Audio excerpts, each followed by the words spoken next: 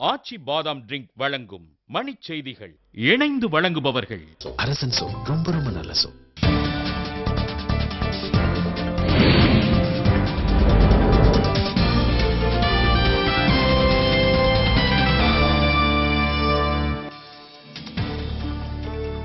Commonwealth ஊழலில் கைது செய்யப்பட்ட சுரேஷ் கல்மாடி நாளை நீதிமன்றத்தில் நேர்நிறுத்தம். ஸ்பெக்ட்ரம் ஊழல் குறித்த இரண்டாவது குற்றப்பத்திரிகையில் நாடாளுமன்ற உறுப்பினர் கனிமொழி உட்பட 8 பேர் மீது குற்றச்சாட்டு. ஹசன் அலியுடனான தொடர்பு குறித்து புதுச்சேரி ஆளுநர் இக்பால் சிங்கிடம் அமலாக்கத்துறை அதிகாரிகள் விசாரணை.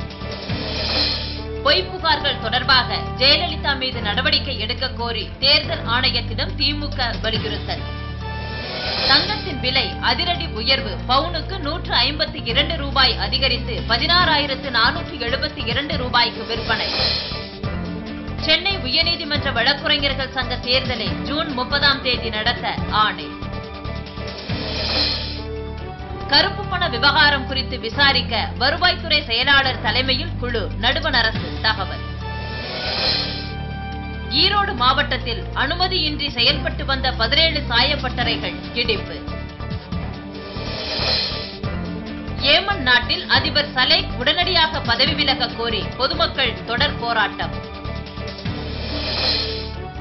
சென்னையில் இன்று நடைபெறும் IPL போட்டியில் சூப்பர் கிங்ஸ் புனே வாரியர்ஸ் அணிகள் மோதல்.